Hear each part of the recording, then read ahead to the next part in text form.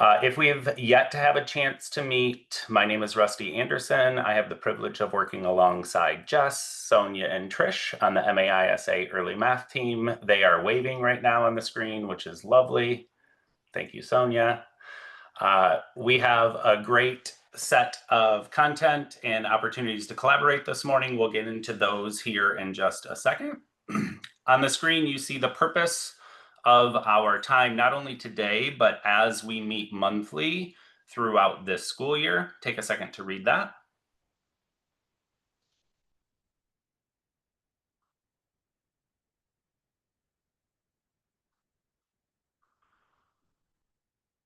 As you see, the purpose of our time is to bring together leaders at all layers of the system, both local district and ISD and beyond, to learn, network, and collaborate. This will be centered on the early math work that we have happening across Michigan in partnership with you all and also beyond. So we probably have some members of the group today that are not a part of that work, and that's okay. If you are not necessarily identifying this morning as a math person, that is okay too, because you really are. We'll talk about that probably at some point today. We're going to go ahead and dive in. Here are our hopes for today and what we hope to accomplish with the 90 minutes that we have. As they pop up on the screen, feel free to read those.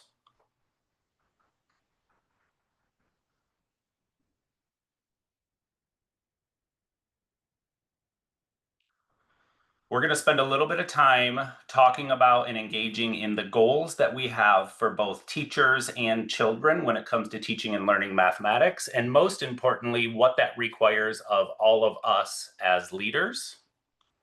And the second, we'll have a chance to collaborate around an opportunity to make explicit our current teacher learning system. This is an activity that many of you have probably dabbled with before in various ways, and we'll have a chance to begin that work. We won't finish it, and it will be messy, but we'll have a chance to begin that work this morning. And third,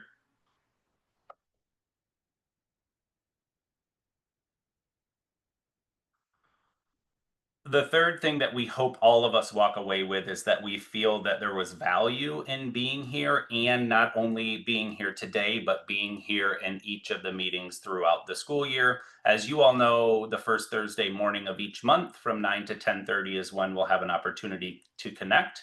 And we'll collect feedback throughout, as you all would expect, to make sure that you all feel like it filled your bucket and gave you the information and opportunities to continue to do the work in your context. We will meet these hopes and dreams this morning through our agenda. We're currently living in the introduction and reflection. We'll have a chance in a minute to talk about the reflection routine. We're kind of setting the stage currently for the work that we'll do together.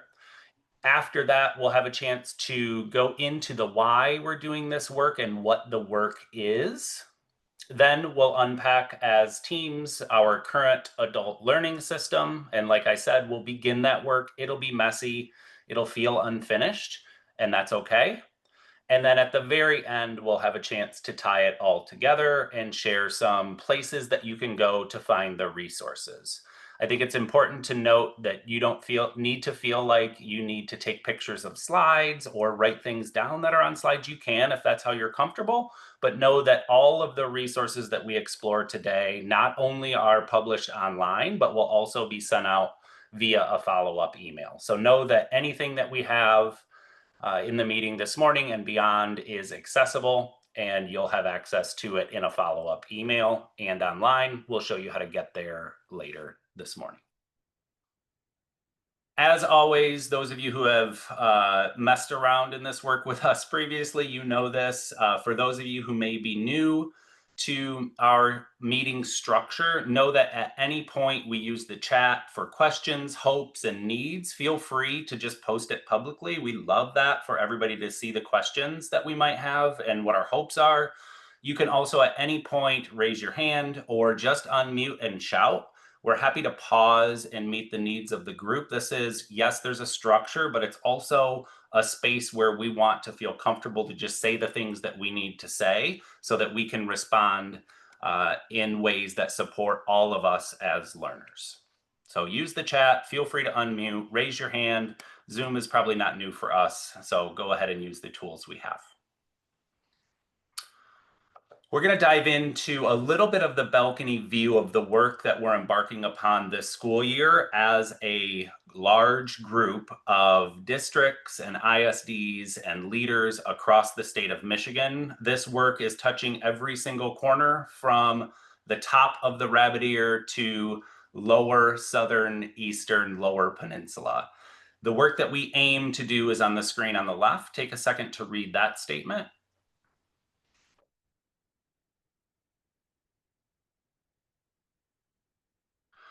The work that we're going to do at the classroom level is centered on opening space for children to share their thinking and support our educators in responding in the moment to our children.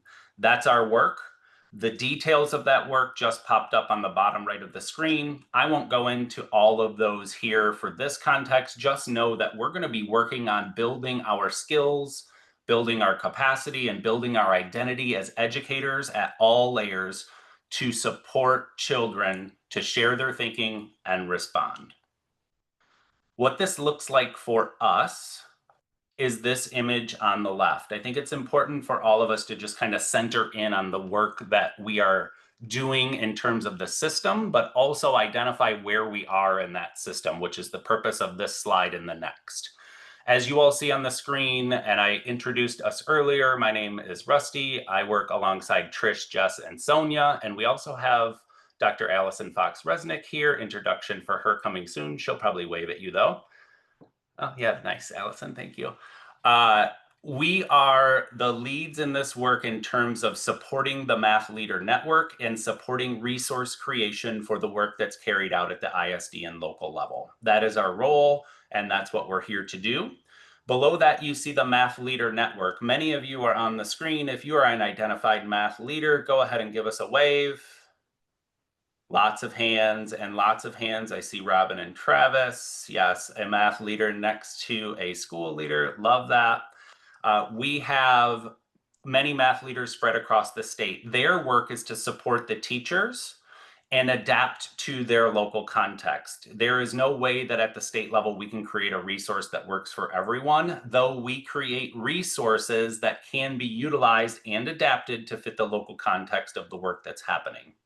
And then at the bottom layer, you see the enabling local conditions, which this is the system piece of the work. All of us have opportunities to engage in leadership teams and engage in leadership teams in ways that respond to the needs of educators. We have educator learning that's happening each month.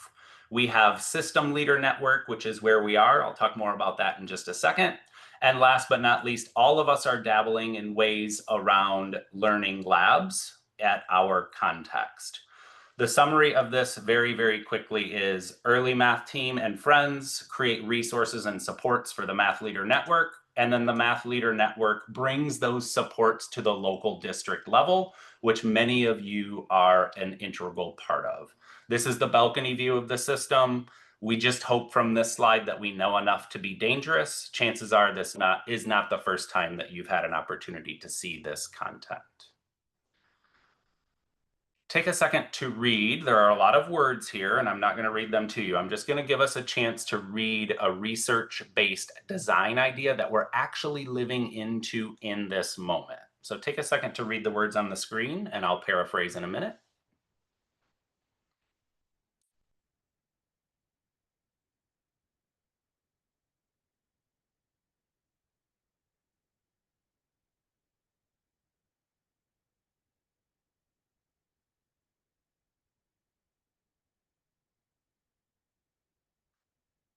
As you can see, many instructional transformation level change efforts, especially at the state level, often only focus on teacher learning. And this is different than that because research shows that if teachers are expected to change their practice, leaders need to be a part of that work. And that's exactly the work that we're doing together this morning and starting for this school year. You can see at the bottom of the screen a couple of characteristics of what we hope and what research says the design of that professional learning needs to be. So for us leaders across Michigan, ongoing collaboration and opportunities to engage in hard things together. So you all are going to run into a ton of obstacles. Those obstacles we hope you surface for us so that we can design this space to be a place of problem resolving and trying to figure out the hard things. That's the work. So know that yes, we have a plan, and our plan is going to be based off of the challenges that you are running into, which we're going to have a chance to collect those here in just a minute. And that's exactly where we are today. So the enabling local conditions, one of those is a systems leader network, and that is where we are. Know that that systems leader network is an opportunity for us to support leadership, to support systems level work, and to support a space that puts our math leaders, our building and ISD leaders together so that we can puzzle through hard things. That's our purpose. And thanks, Trish. Yes, lovely paraphrase in the chat. All right, one routine that we will have every single time that we meet at the first Thursday of the month is an opportunity to share insight on how things are going. We hope that every single person that is here and those that are not will get this form here in an email later, will provide their quick insight in how things have been going over the last month. So know that this is kind of a retroactive. It's not necessarily all of what we see coming in the near future. It's reflecting on the last month and a chance to provide us some input. This QR code or bit.ly will take us to the form. The way that we will do this every single month is that we'll all, even if we have 2 people on the screen, each of you will complete it. It's 3 or 4 quick questions. It shouldn't take long. You'll scan it, you'll bring it up, you'll type your responses. And then once you're finished and you've hit submit, you'll pop in a breakout room. This is important because especially if it's our first time for some of us, as you finish, you hit submit, and then you open up the breakout room tab, and we populate 4 people per room. So if I'm finished and I see room number 4 has 3 people, I'll pop in that room, and then the next person to finish will pop in the room after. There are no police, though. If a room has 5, that's okay. If a room has 3, that's okay too. Just know that we kind of cascade, filling the rooms as we finish the form. I'll pause there for any clarifying questions or paraphrases from our friends. Thank you, Sonia, for placing the link in the chat. It's also there if a QR code is a challenge. Trish has opened the rooms, is my hunch. And when you finish the form, you'll pop into a breakout room and you'll just simply introduce yourself. You can use the little mitten on your hand or the rabbit for the UP to show where you're from and just talk about the work. This will be efficient. We're going to spend approximately 8 minutes total with the breakout rooms. So have some fun. We'll know we're ready to move forward once everybody's out of this room and in a breakout room and has had a chance to talk. Take a minute to complete the form.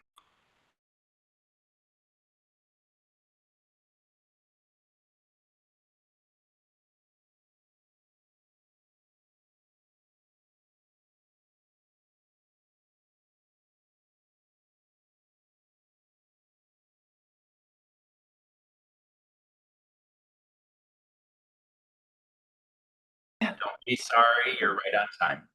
Okay. Welcome back, everyone. We hope you had an opportunity to hear a little bit about some of your new best friends in this work.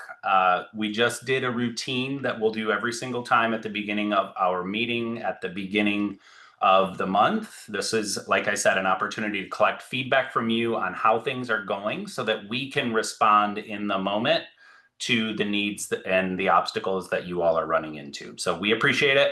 We're going to go ahead and move to the next chunk. The next chunk is going to be facilitated by Our best friend for many years, Dr. Allison Fox Resnick. I'm not going to say a ton about her. Many of you know her already. Just know that if she is new to you, like we are probably new to you, Allison has been a thought partner in this statewide work for many years as we've led the charge in teaching and learning mathematics in Michigan. She helps us by bringing current research around systems work. She has worked in spaces across the United States and done similar work, and connects us with ideas and people to support our work. My favorite part, well, I have a lot of favorites about Allison. However, the one favorite part I think that's standing out right now is that yes, she knows the research, but she's also personable and gets the actual work. We're not going to sit here and talk theory. That's not how we roll. We actually try to do the work. So, Allison, we'd like to welcome you and we'll go ahead and dive in. Okay, thank you, Rusty. And I will just share my screen quickly. Bear with me.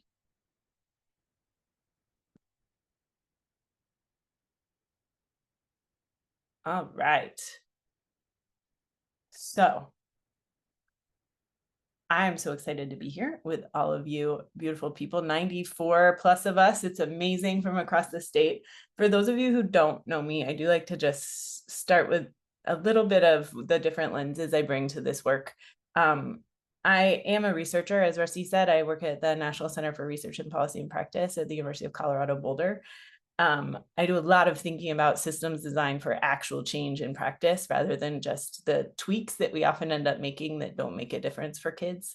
I'm really interested in how to bring together research and the challenge of actually doing the work. That's what I spend a lot of time thinking about. And as part of that, I really see myself as a learner, a designer, and a collaborator. So I hope you all see me as a thought partner, as someone who can puzzle through this immense challenge that we're tackling as a state. I'm really excited to be here for that. I also was a fifth grade teacher, and I spent some time as a leadership coach for both math coaches and principals, thinking about how to most impactfully enact their roles to support teacher learning of this kind of math instruction, as well as all other elementary content areas. And then I'm a Michigan parent. I live in Ann Arbor, and my son is in first grade. And then I also have a 1-year-old, but I'm deeply embedded in the Michigan public school system now. So I bring that lens as I think about this work also. Rusty previewed this a little bit, but here's a graphic I'm thinking can kind of represent the different strands of learning that we are going to be getting to do together. Learning how to support more powerful math instruction in classrooms requires a bunch of different kinds of learning. We need to learn more about math teaching and learning. As we're going to get into in a minute, it's often not what we experience as kids, and that's important. We need to learn more about teacher learning, which is actually something I don't think we ever learn enough about in any of our leadership contexts as educational leaders. And then there's these layers of crafting learning systems and how can we actually enact our practice? So I want to name that all of these are really complex and all of them are intertwined. So what you're going to see as we work together throughout the year is we're going to try to bring in pieces of each of these components every time, but know that we're trying to braid them together. It's not a sequential thing where we can do one and then the next thing. We're puzzling through how to bring all of this together. And it's really crucial that we're getting to do it together as leaders in different roles and from different contexts across the state, because it requires full systems at all levels if we're really going to change what's happening for kids, as we'll get to in a little bit today. But I wanted to start today with really grounding ourselves a little bit in the shifts we're hoping to make across the state for kids and what that means for the shifts we're trying to make for teachers. So I'm going to have you do a little reflection here. I want you to remember what it was like to be a kid in math class, and I would even zoom in a little bit further to elementary if you can. Sometimes that's hard to remember. And here's some questions to think about. What was your main job as a learner? What did others think you brought to the table?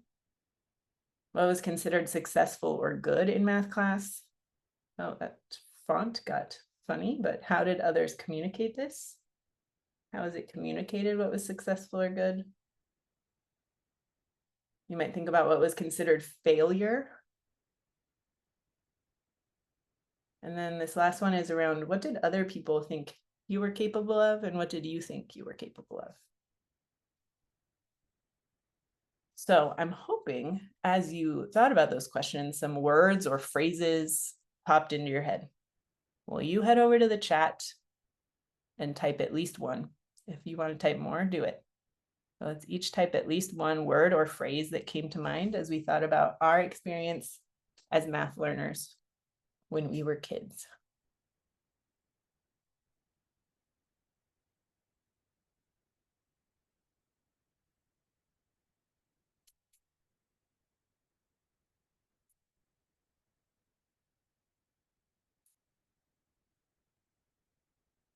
And if you have another idea, feel free to add it.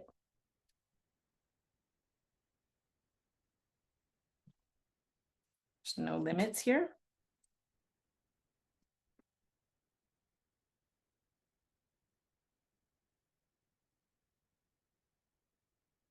And definitely take a moment to just sit with all these ideas that are popping into the screen and how similar they are.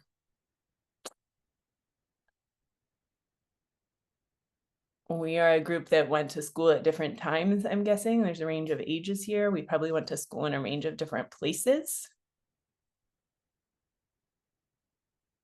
And yet I'm seeing very similar ideas popping up across the screen.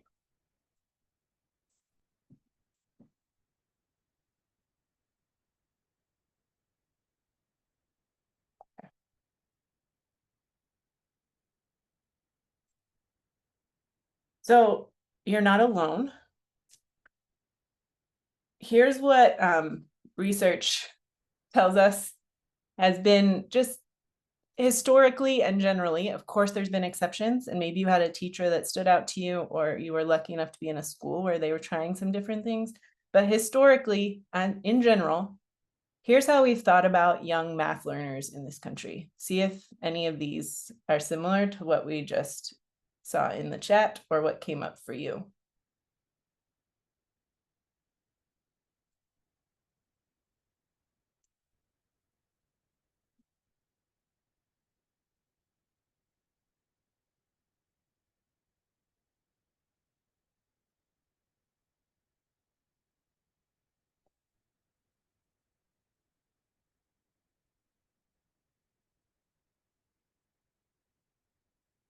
And Rusty just gave us an AI summary, which also maps very closely onto what I just put on the screen. What I think is important to sit with for a moment is, and there's two ways to think about this. One is, how has this served you as a grown-up?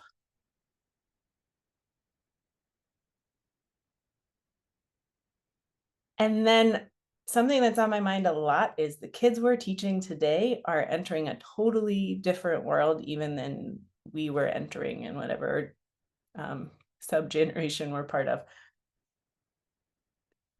They are entering a world where AI is going to be everywhere, where they will have phones in their pockets, where they're going to need to be really thoughtful, critical problem solvers to engage in all that our world is going to throw at them. These just don't serve them.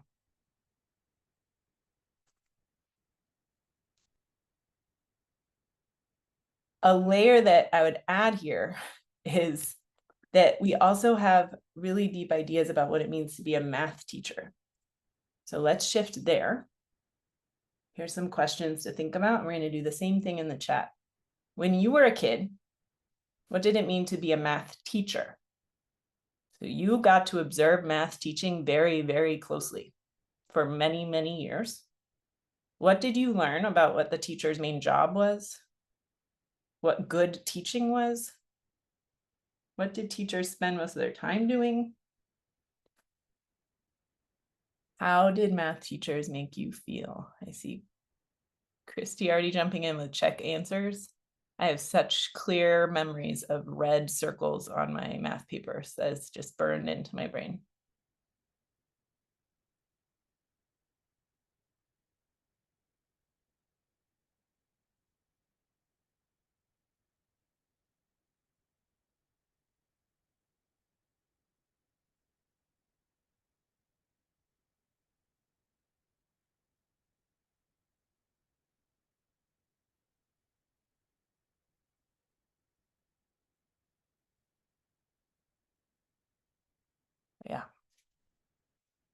Examples, examples, examples. Yeah.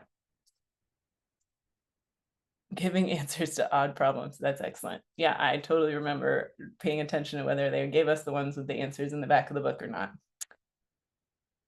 So again, here's the role that teachers have historically played in relation to math.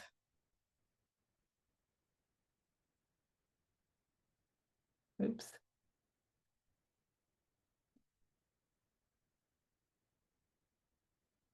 And there's a direct link between these ideas and the ideas we just had for kids. Direct link. If my job is to show the one right way to do something, then my kids are going to learn that there's only one right way to do something. This is what we're working as a state to disrupt, and I want to name how hard that is. Tracy Zager has the most wonderful book, if you're looking for some new reading. Becoming the Math Teacher You Wish You Had is the name of the book, but she talks about this as the script that we all got, and our current teachers in the classroom all got, about what it means to be a math teacher. We got modeled this script for however long, 15 years of some combination of K-12 and undergrad math instruction. We got modeled it. So that's the script we know as teachers or as leaders. And it's really tricky to disrupt. And that's why we need to build systems to disrupt it and not just individual PD experiences. So many of you are hopefully familiar, but the math essentials start with values. And here they are on the screen.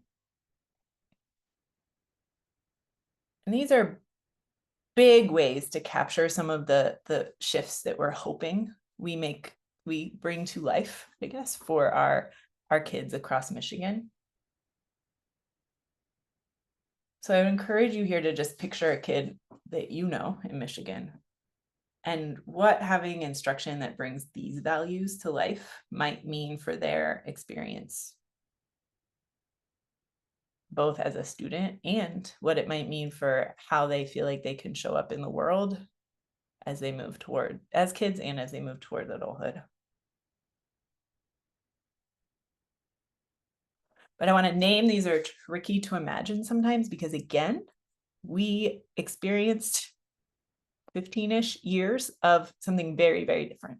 So there's sometimes, as much as we could say like, yeah, I believe in that, they're hard to imagine. So that's where I want to push you to think right now. And will you put it in the chat? Will you pick one of these? You can just put the number. Which of these 5 values feels the most kind of hard to imagine for you? A little bit like, okay, maybe I believe in that, but I can't imagine what that actually looks like in a early childhood or elementary classroom. This feels the most tricky for me to really imagine what it might look like. And it's probably gonna be different for everybody, but is resonating to you.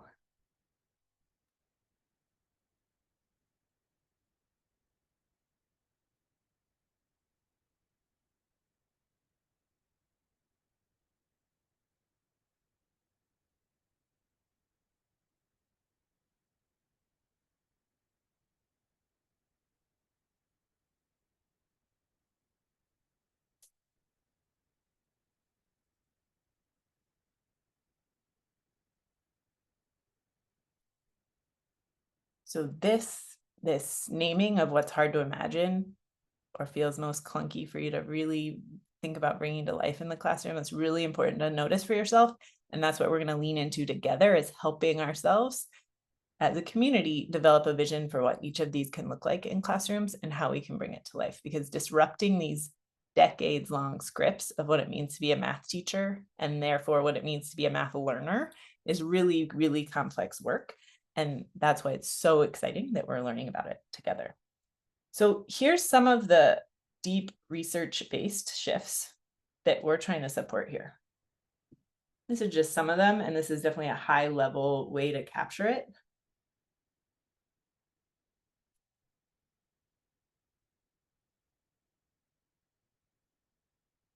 I think the left side really reflects everything we just saw in the chat from our own experiences. And the right side is what's reflected in the math essentials. But I want to emphasize that the difference between the left side and the right side here is immense. It's immensely complex. It's immensely challenging. But if we imagine what the difference is for the kids that we work with across Michigan, the difference is huge in terms of how they'll see themselves as learners, how they'll feel in math class, the kinds of things they'll think they're capable of, and the ways they'll engage in the world now and in the future. So this is where we've really been leaning in the early math work, and I want to name that this is something that I see as really unique in what we're doing in Michigan. We are not just, as Rusty said, focusing on kid learning. We're also not just focusing on teacher learning. We're focusing on all educator learning, teachers and leaders. If we want something to be really different for kids, we have to do really different things for every adult in the system. So for those of you who feel like showing up for a monthly 1.5 hour collaborative learning session with your colleagues from your context and colleagues from across the state, if that feels a little new or a little hard to fit into your schedule, I want to say it makes sense that feels new. That's not the way we usually do things. And it's immensely, immensely important.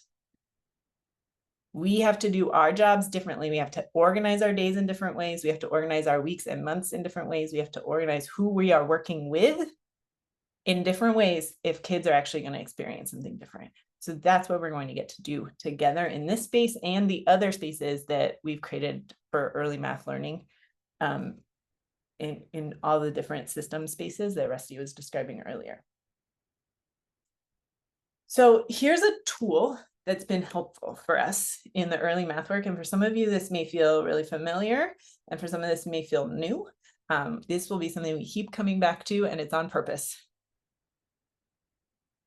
We have to, if we need to change the way we're doing our jobs, we have to really name the things we're going to try not to do anymore. So thinking traps is a way of talking about the habitual ways of thinking about learning and educational change that we often fall into. And I want to emphasize, it's not because of anything personal to us. It's about this is the way the system has worked, and this is what the system pushes us into. So this is not about like feeling bad about ourselves. This is about what is the system encouraging us and pushing us and sometimes forcing us even to do. And here's the key thing. We have lots of research on what doesn't work. These are the things that if we keep doing them, nothing will change. This is adapted. We've adapted this idea from this book called Street Data, also a great book, but we've thought about what are the traps. There it's traps that you fall into when you're analyzing data. Here we've named as an early math community, what are the traps that feel most important for us to name in terms of things we cannot keep doing and will not work in the work that we are doing across Michigan. So here they are. These are the 6 that we're really focusing on right now. These are the things we cannot keep doing. These are the assumptions we cannot keep making in our work. So I'll give you a moment to process, and it's okay if some of these feel a little hard to grab onto right now. This will keep coming back and adding lots of layers to all of these.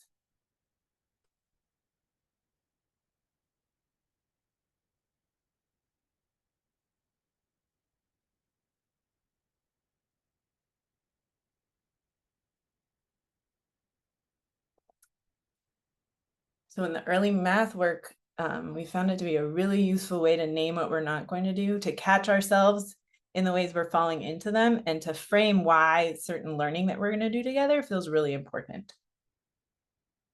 Today, what we're going to do is focus on 3 and 6.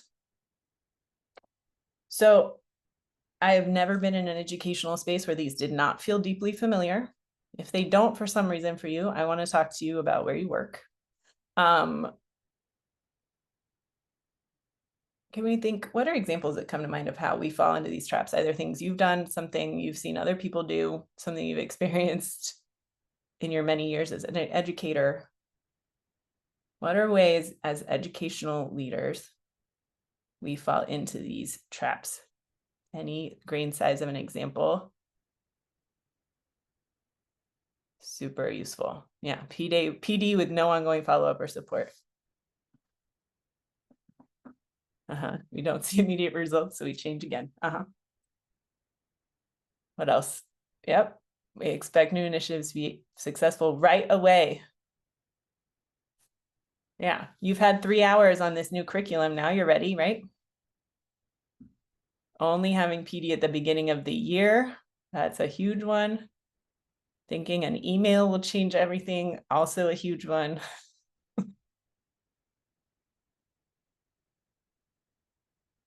Karen, I think this way all the time also. These are not anything any of us can magically erase from our brains very quickly at all. Working in isolation, yeah.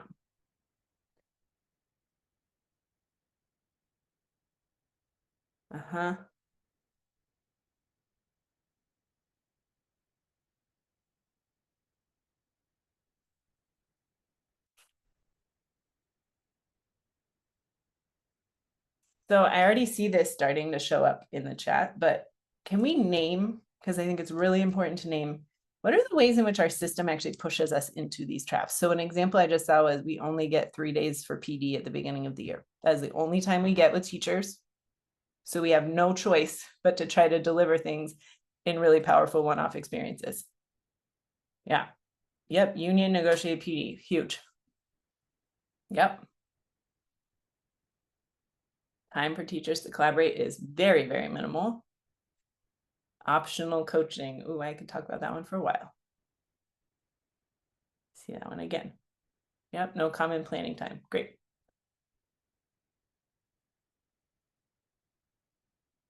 Danielle, that's such an important one. Yeah.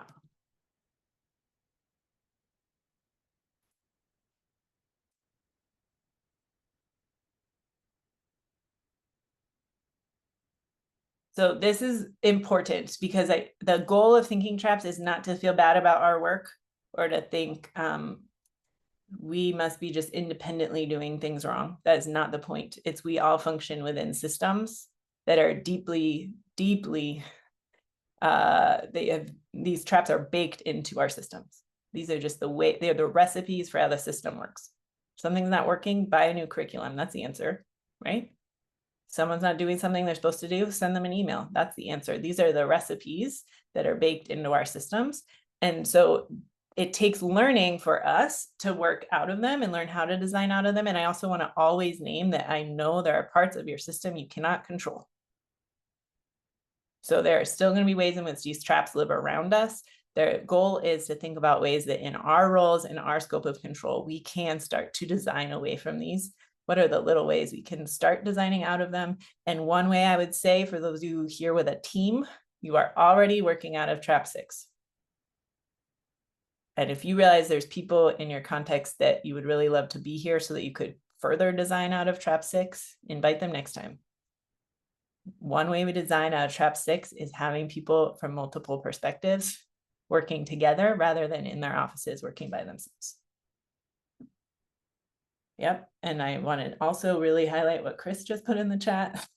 You all have really hard jobs, and designing for any one part of the system is only one sliver of what you're responsible for. And there are always, as Jennifer just added, so many fires. So please don't ever hear what I'm saying as not recognizing the complexity of your work.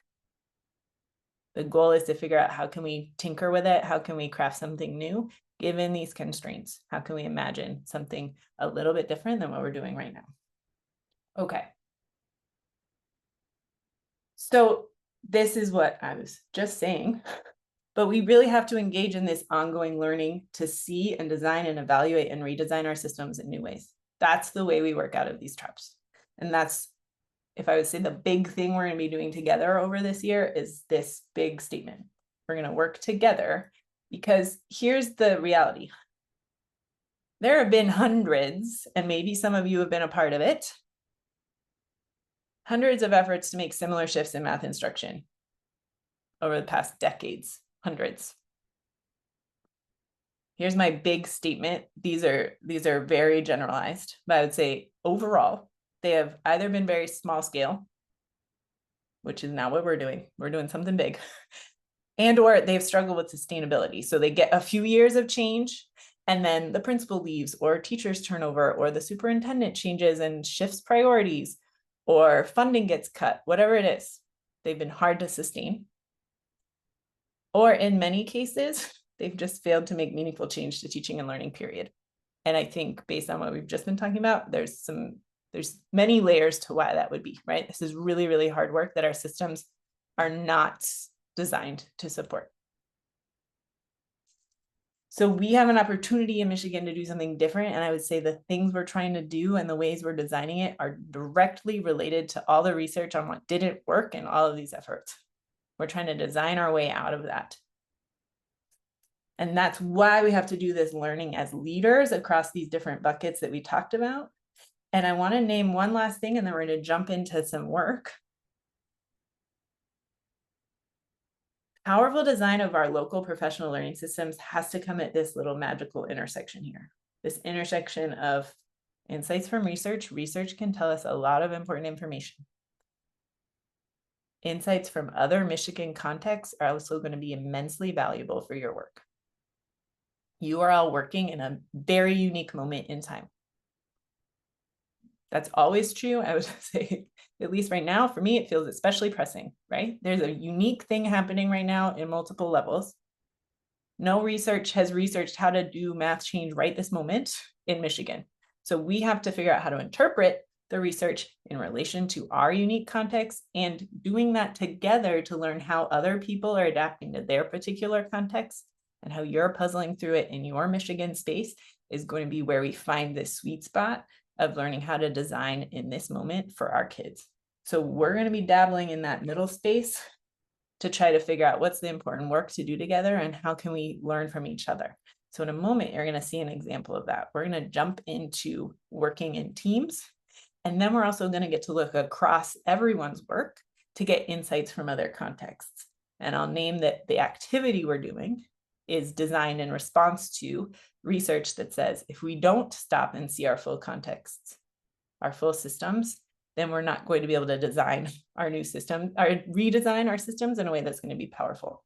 So this is an example of this intersection space. I'm not saying that any of these sources of knowledge is perfect. I'm saying that the answers are at the intersection. All right. We're going to move to this. We're going to think about our current systems. I think, Jess, you're doing this part. Sure am.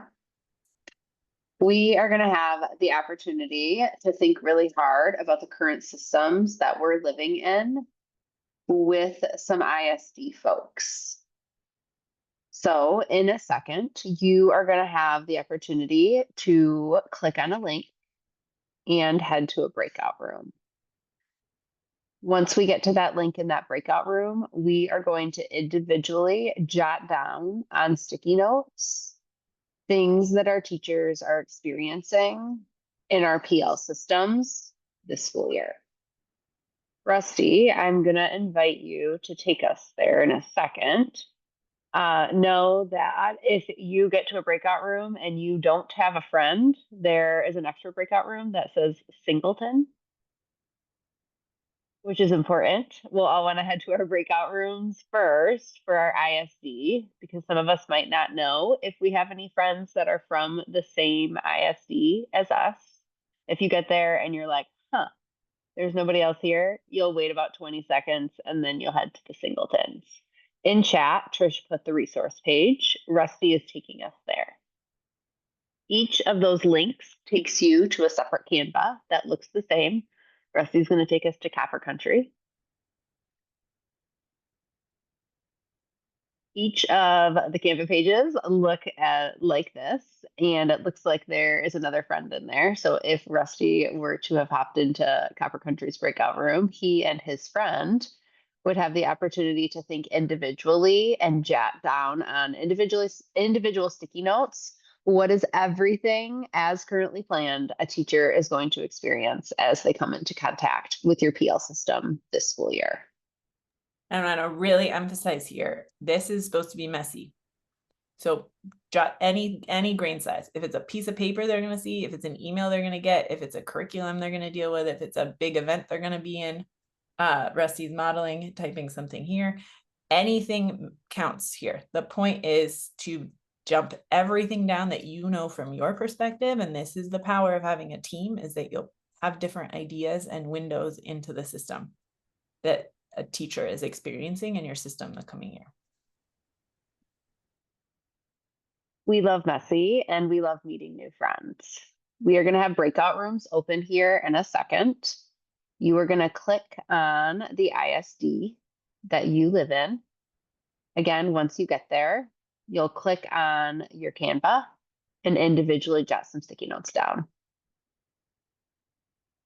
In chat is the resource page. To get to those breakout rooms, we hit the bottom 3 dots where you see more at the bottom of your screen, and you'll click on your ISD, which I think Trish is opening here for us.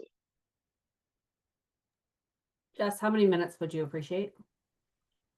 Let's do 8. Couple things to name.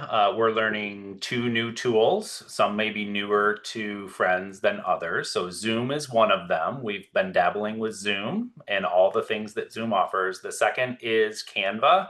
Canva may be newer to some of us than Zoom. Know that we'll use it throughout the year. Today should feel messy. If this is your first time, it may feel awkward to find a Post-it, click on it and type. Just do your best. This is not a time for perfection. This is a time, like Allison said, to be messy and just try some things out. No ideas are incorrect. And I'll show 2 ways to do a sticky note. There's some pasted here, I guess 3-way. You can also click tools and they're right here. You can also, I just learned this trick. You can just press S. And one appears.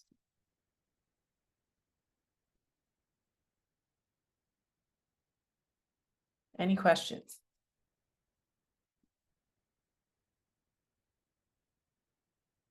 Rachel has a question in chat, so all of you could look at that.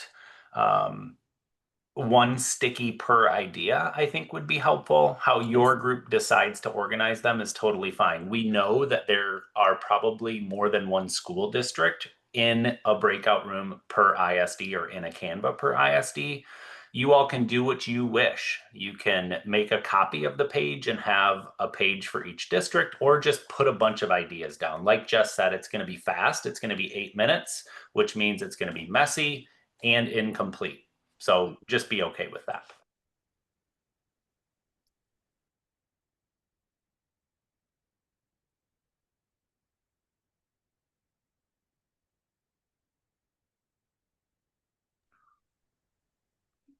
Breakout rooms are open. Many of you are venturing there. We will stay in the main room and be here for any problem solving that you all might run into.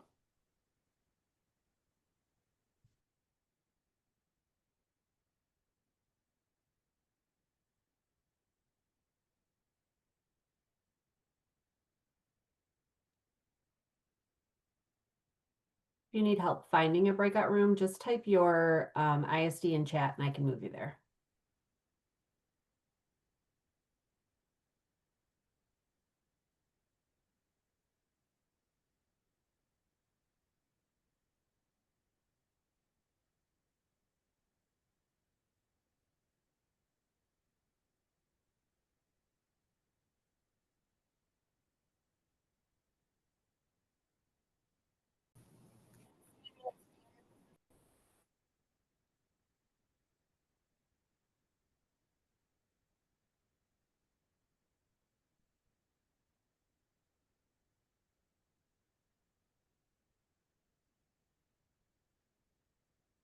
Okay.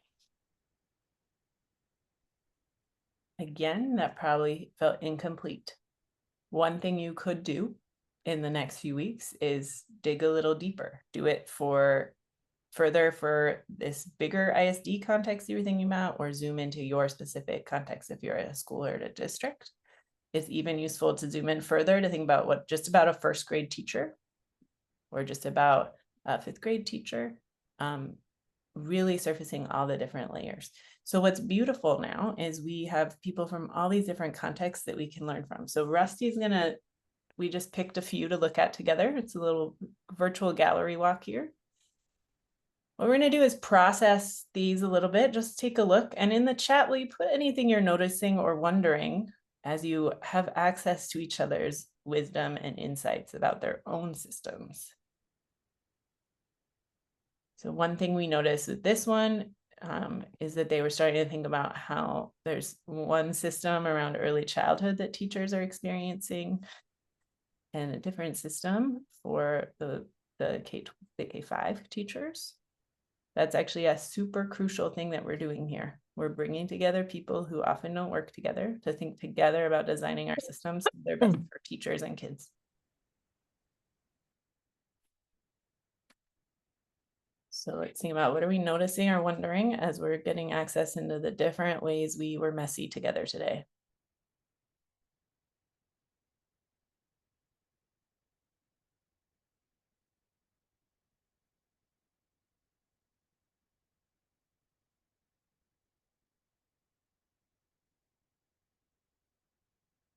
Yeah, Sonia, I'm noticing the different learning spaces too. And then it's important, actually, we're naming other things like they have to administer tests.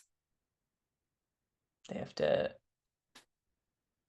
do data meetings. These are all the things we put on people's plates that if we only think about what are we doing in Math PD, we're not fully taking into their full learning context into our planning and perspective. Different roles.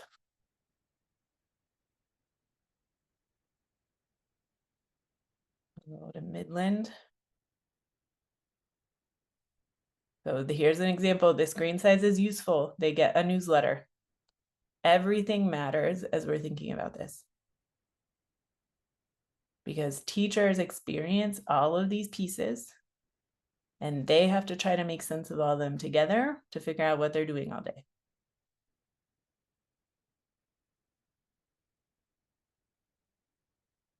Other things we're noticing or wondering as we engage in these, definitely drop them in the chat.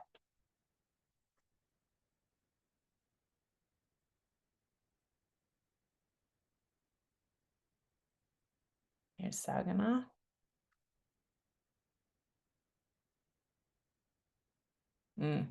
Here I see parents. That is also part of teachers' experience.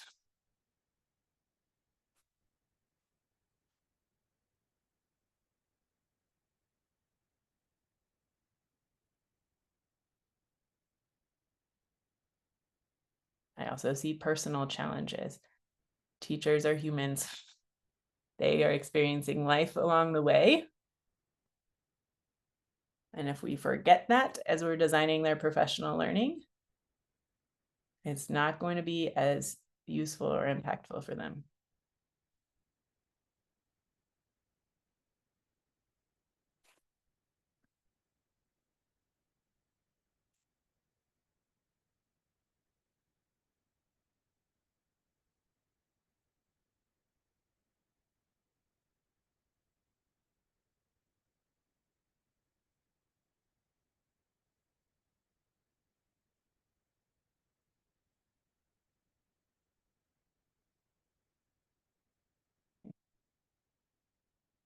We're on slide 35, and I think, Sonia, you're going to help us with this.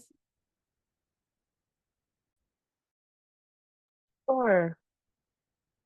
We just took a moment to map out the full landscape of what a teacher might experience in the system that you are part of.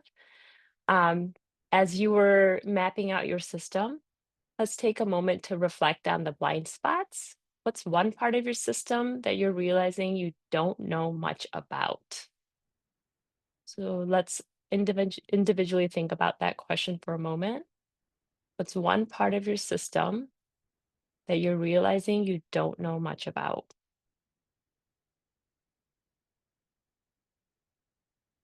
Once you have thought about it, you can enter your response in chat. And please feel free to unmute as well.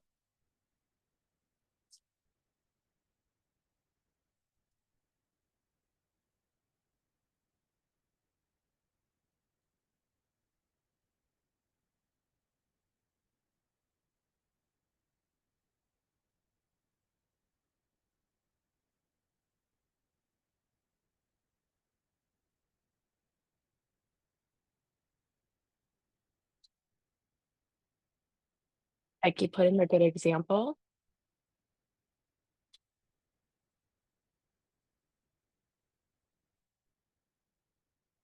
Not understanding the district pieces I like, for all parts of the curriculum. Go ahead. So, sorry for interrupting.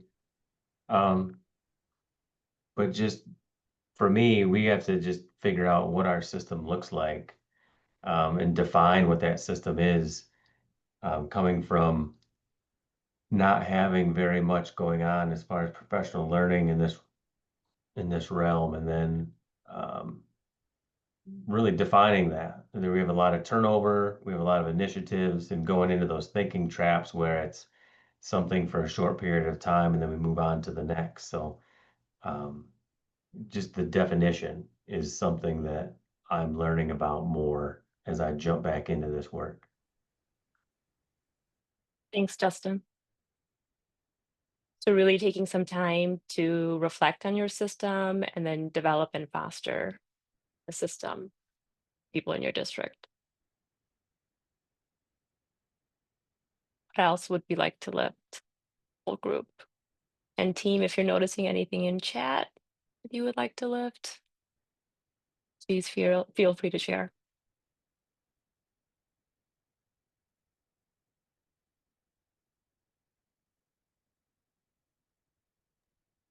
I love this point about how to help multiple different coaches work together. This is such a challenge, right? We have coaches supporting specific content areas and teachers are experiencing all of those people. But each of them often just plans for their role and is only really aware of what their role is. Absolutely. And all of the different roles working together. So we think servicing these blind spots are really important, and we'll keep coming back to these as we think about how to build coherence across the professional learning systems that you're supporting.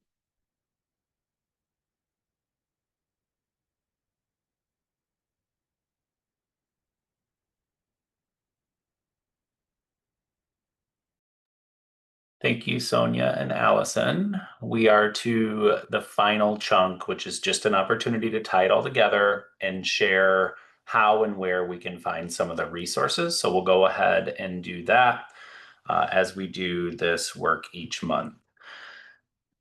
You in your role, everyone on this call is somewhere in this image, whether you are a part of the early math team and support group, a math leader, or a local district leader. All of us work together to support this transformation for kids. And we'll continue to center that as we do this work together. As we said at the start, this cannot be done in isolation, and it cannot be done only at the teacher level. Our roles are super important. We are the people who can enable the things that we hope change to happen. So we'll keep that at the forefront as we move forward. I'm going to show us very, very quickly and efficiently how we can find some of the things. Know that everyone on the invite list will have access to these things and will continue to create more clarity. In addition to the recording from our meeting, feel free to share that widely if there's sections of the meeting and the content that would be helpful for others in your context to engage with. Also, you all have just experienced our first try at this monthly meeting. You all kind of get the vibe now and what we're here to do and accomplish. We hope that if you have other roles in your system that might benefit from being a part of this network, know that this is not an isolated space. We welcome and invite anyone else that you are connected with from your context to join us. The more, the merrier. The part that's on the screen currently is where you can find resources. So if you go to mathessentials.org, and again, don't feel like you need to write it down, we'll put it in an email. At the top right of that website, you'll see landing pages. When you click on that tab, you'll see 4 landing pages currently that would pop up. The 2 on the left, or the first 2, are most important for us in this group. There are 2 things. 1, the early math system, and 2, the resource hub. I'll take us there possibly. Let me see if we can do this to share what that looks like. So here is the website. And I click landing pages, which takes me here. Once I get into the early math system, this is where you can find the things for our network. Everything that we do in early math across Michigan is linked on this page. We are currently the Systems Leader Network. If you click slides, you have access to everything that we did there. If you click resources, you have access to that notes document that we clicked on to find our Canva. So again, anything that we do is accessible there. You'll also find some other important things for our work on that landing page. The other page that will pop up for us is the Resource Hub.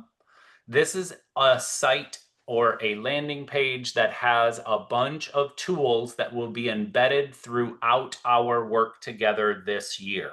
So when you think, oh, I wonder where I find that tool or that resource, this resource hub has pretty much everything that we've created through the work that we've done over the past few years.